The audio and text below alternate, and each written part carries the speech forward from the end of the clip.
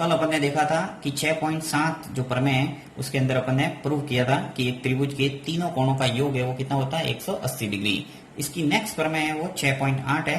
अब 6.8 क्या कह रही है कि यदि एक त्रिभुज की एक भुजा बढ़ाई जाए तो इस प्रकार बना बहिष्कोण दोनों अंत अभिमुख कोणों के योग के बराबर होता है। ये आपको प्रूव करना है। इसका कहने का अर्थ क्या है कि एक त्रिभुज है और उसकी एक भुजा को यदि आगे बढ़ा दिया जाए तो इस प्रकार बना बहिष्कोण यानी बाहर जो कोण बन रहा है वो कोण है वो दोनों अंत अभिमुख कोण। अंत अभिमुख कोण का अर्थ होता है ये कोण और ये कोण, इन दोनों कोणों के योग के बराबर अपन को प्रूव करना है बहिष्कोण को।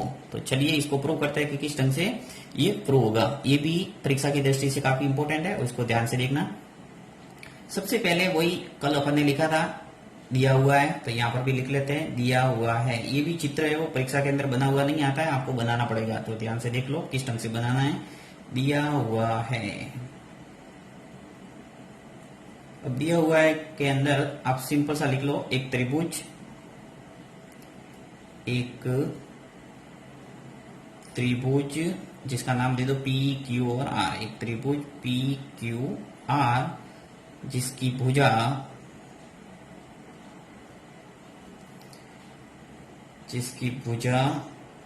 क्यू आर को बी तक बढ़ाया गया है। ये आपको चित्र में मान लो दिया हुआ है कि एक पी क्यू आर त्रिभुज है और जिसकी भुजा क्यू आर थी उसको मैंने आगे तक बढ़ा दिया बी तक। दिया हुआ के अंदर लिख दिया। नेक्स्ट आपको इसको प्रूव करने के लिए रचना लिखनी पड़ेगी, तो यहां लिख लेते हैं रचना। अब रचना के अंदर करना क्या है आपको, यहां इस पी क्यू भुजा के समांतर एक आर से गुजरती हुई रेखा खींचेंगे जो कि पी क्यू के क्या होगी समांतर। तो देखिए यहाँ पे मैं समांतर एक रेखा खींच लेता हूं जो कि पी क्यू की बिल्कुल क्या होगी समांतर। देखिए यहाँ पे खींच लेते सीधा स्पष्ट समांतर रेखा जो कि आर से गुजरेगी।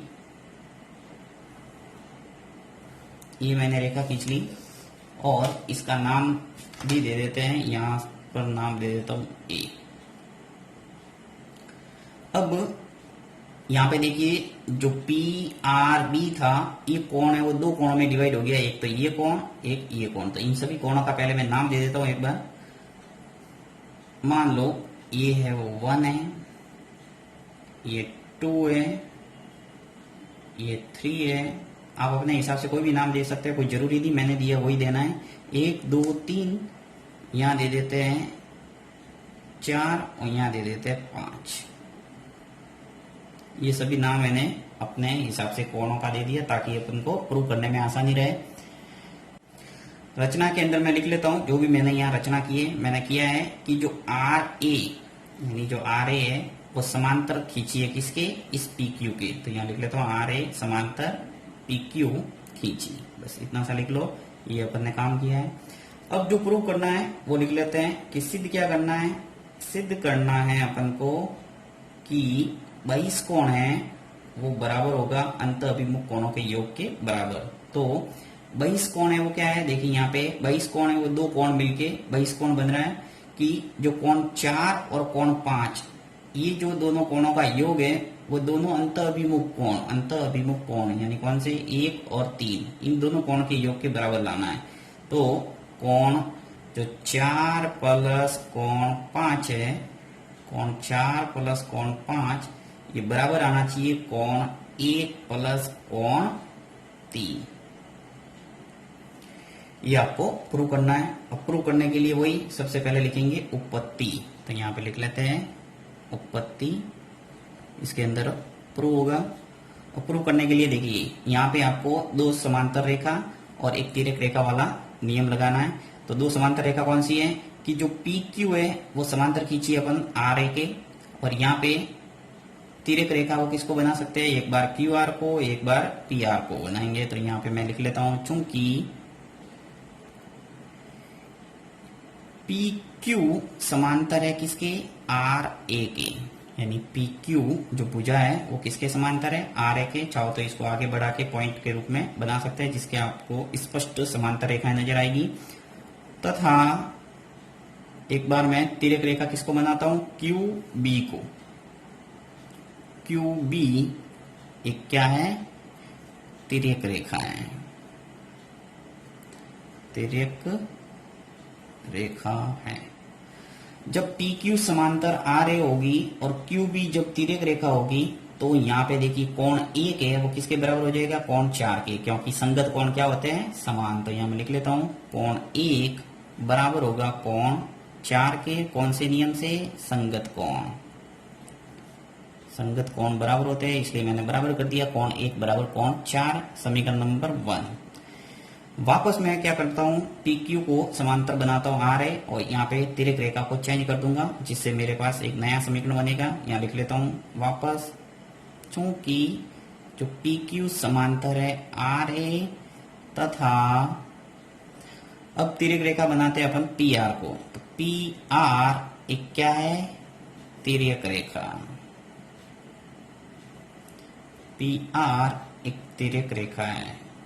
अब चित्र को ध्यान से देखिए, ये पी क्यू समांतर है आर है और जो पी आर है वो तिर्यक रेखा है, तो कोण 3 है वो किसके बराबर हो जाएगा, कोण 5 के, क्योंकि एकांतर कोण क्या होते हैं, समान। स्पष्ट रूप से नजर आ रहा है, देखिए ये कोण और ये कोण।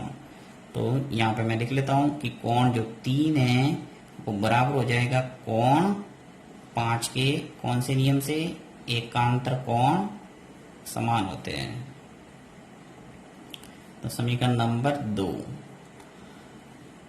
अब हमें सिद्ध करना है कि कोण जो 1 और कोण 3 का योग है कोण 4 और 5 के बराबर लाना है। तो ये समीकरण 1 व 2 को सीधा सीधा जोड़ देते हैं। तो यहाँ लिख लेता हूं समीकरण 1 व 2 को जोड़ने पर, समीकरण 1 व 2 को जोड़ देते हैं और जोड़ेंगे तो क्या स्थिति बनेगी, देखिए लेफ्ट हैंड साइड में लेफ्ट हैंड साइड जुड़ेगा और राइट हैंड साइड में राइट हैंड साइड। तो कोण 1 प्लस कोण 3 ये बराबर आएगा कोण 4 प्लस कोण 5, यानी 1 के अंदर 3 जुड़ गया और 4 के अंदर 5 जुड़ गया। यही प्रूव करना है और आगे पीछे कर सकते हैं। देखिए यहाँ पे कोण 4 5 आगे लिखा है और यहाँ आगे आगे इससे कोई फर्क नहीं पड़ता, तो यहाँ लिख लो इति सिद्धम।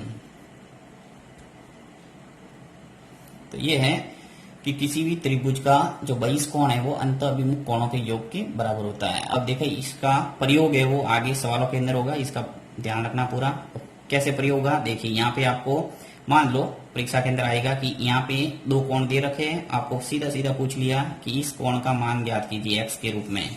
तो यहाँ मैं थोड़ा चित्र बना के आपको समझाता हूँ। देखिए ये रफ कार्य कर रहा हूँ।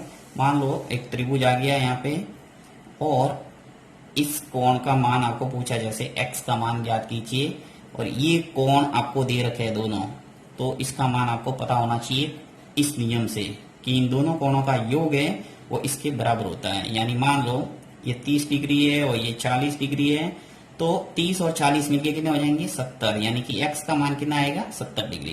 तो ये है इस प्रमेय का उपयोग। तो ये आपको आगे सवालों के अंदर नजर आएगा।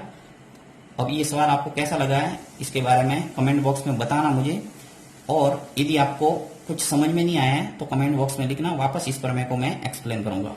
Thank you.